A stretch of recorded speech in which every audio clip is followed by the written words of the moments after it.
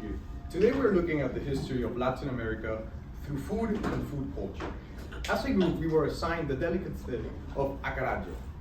From researching this food, we learned that although the United States is infamous for its history with slavery and its legacy of its practice on its culture, Brazil was in many ways just as horrific. And more than 10 times as many enslaved people were taken from Africa to Brazil than to the United States. In 1882, slavery officially ended in Brazil. This was a huge thing for Brazil because it was the last country in South America to finally end slavery. But just because the law changed, it didn't mean that suddenly life got better for Black Brazilians. Most free people were left with nothing. No lands, no homes, no money, and no real opportunities. The government, like always, did not help starting their new lives. They were expected to survive on their own in a society that still treated them unfairly. And because of this, they had to come up with some creative ways to be able to come up with some income. They used their skills and traditions they had, and one way they were gonna survive was through their food. And this is where foods like Acaraje comes in. They started selling them in the streets, and it gave a way for Black Brazilians to be able to make some income and some money, to be able to feed their families and keep their culture alive. It was more than just survival, it was a way to fight back against the system that wanted them to fail. Even in the face of all struggle, Afro-Brazilian culture stayed strong. They kept their music alive, they kept the rhythms from Africa, and they kept their religion alive, even if they had to hide them, you know. And they kept their foods, their celebration, and their community alive, such as the Acaraje. And this is one part of their culture. It helped them connect with the people of Africa and with the roots, when so much else was taken from them. And throughout food, dance, and religion, Afro-Brazilian held onto their identity. Today we think about Brazilian cultures like their music, their food, their spirit, and a lot of it came from Afro-Brazilian keeping their tradition strong. Now I'll pass it on to Jorge. So the ingredients that we have for this plate is black eyed beans. So basically for that, they smash them into a dough where black peas came from Africa.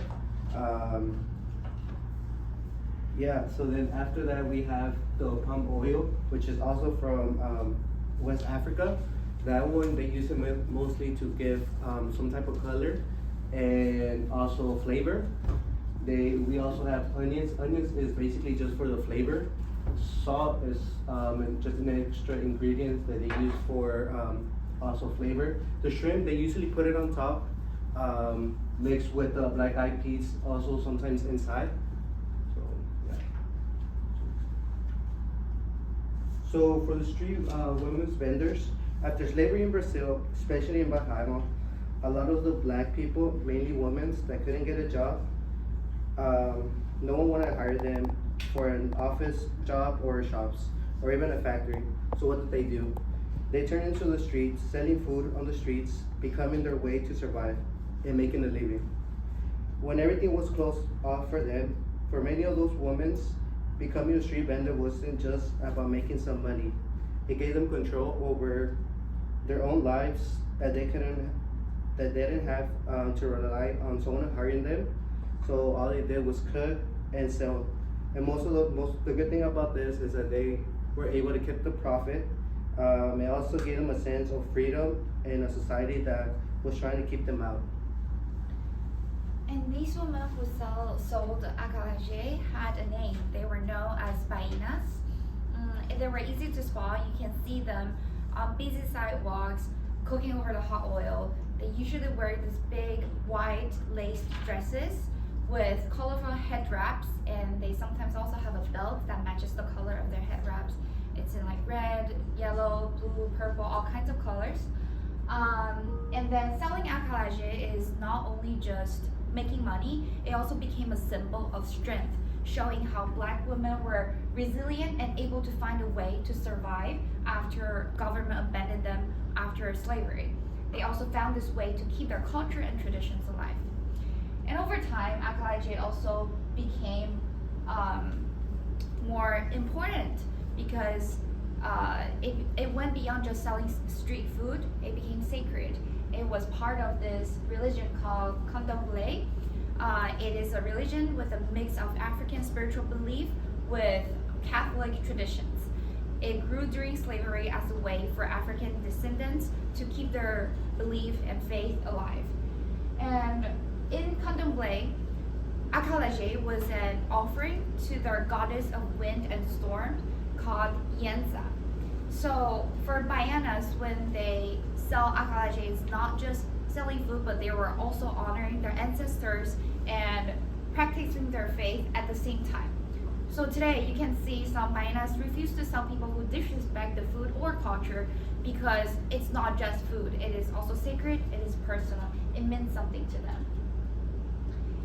But initially, Acaraje was not welcomed or respected by a lot of people. A lot of the cities in Brazil even wanted to ban street food because it was seen as uncivilized. They were marginalized, but later, gladly, in the recent decades and mid-20th centuries, people started celebrating Afro-Brazilian culture, and that's when Acaraje really became famous and paired with its good taste. So it became famous not only in Bahia, but also in cities and states across Brazil and even beyond, and known by the world. When you eat Acaraje, you're not just eating food. You're eating the history of survival. You're tasting the story of people who refused to give up, even when everything was against them. You're tasting the faith of Afro-Brazilians had in their traditions, in their gods, and in their future. And you're tasting the pride that comes from knowing who you are and where you come from. Acaraje may be a small dish, but it carries a huge story and a huge history.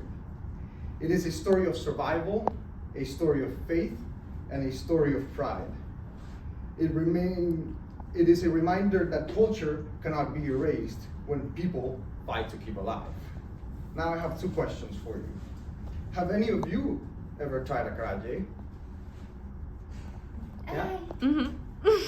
And how did it taste? Good. And the second question is there any food in your country that has had a deeper history than it may seem like they do? Like, for example, Acaraje.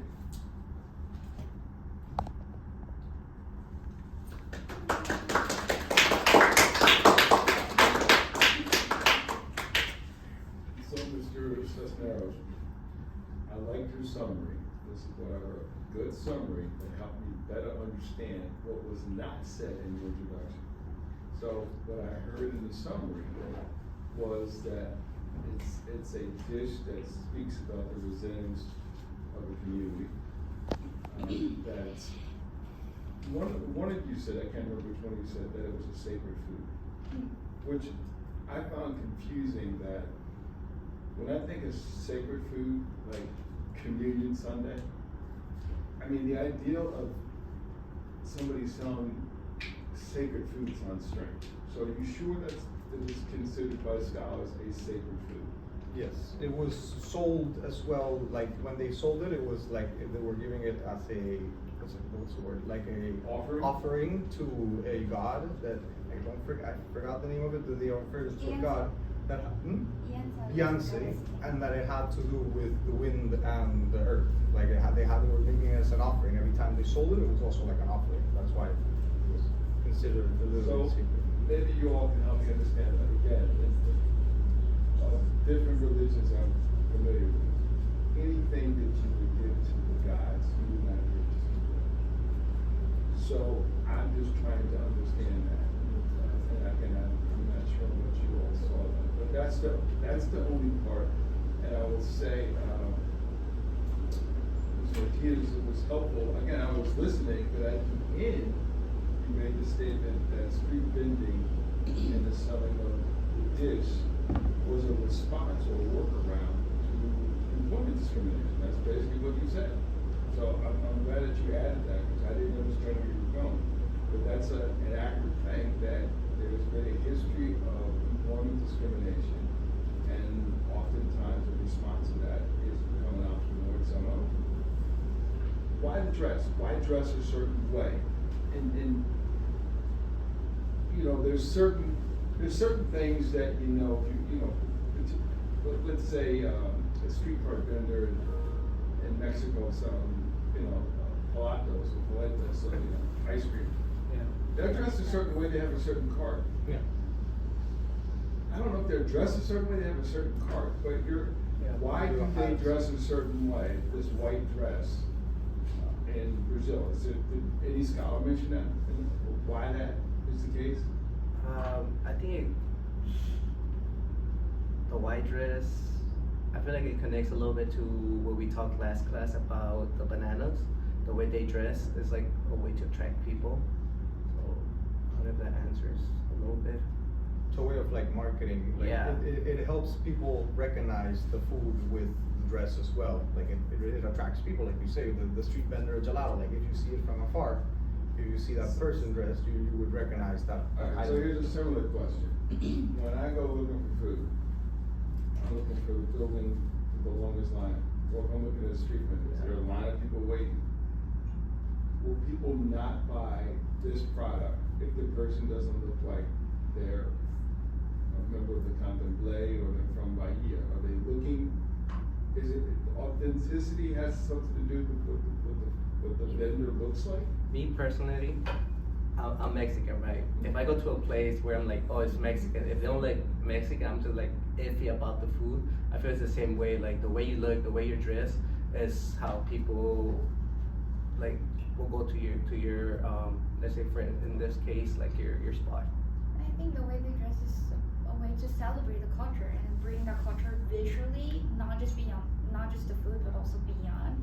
It's like the people, the culture, the tradition, and the food, and the ingredients, and the flavor all together delivers this tradition.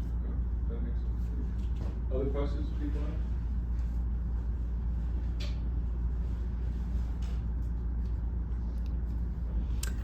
It's not a question, but just to add on to your point, guys, you gave a good answer, especially the last one talking about their culture, and like the way they dress was very particular.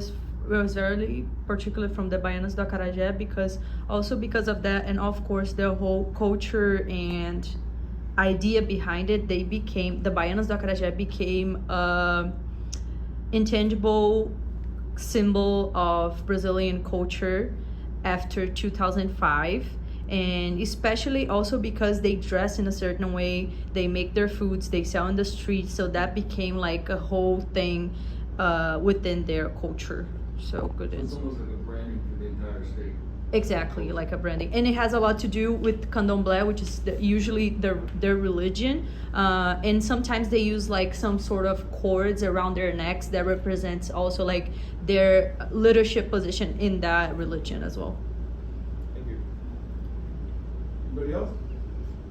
And we also find this very interesting that it's a fusion of not only the African flavor and tradition, but also the more like local ingredients like shrimp, like from their own coast, but also the spices from a mix of African, indigenous people and like Native American kind of like flavors all together. So it's like a fusion of everything.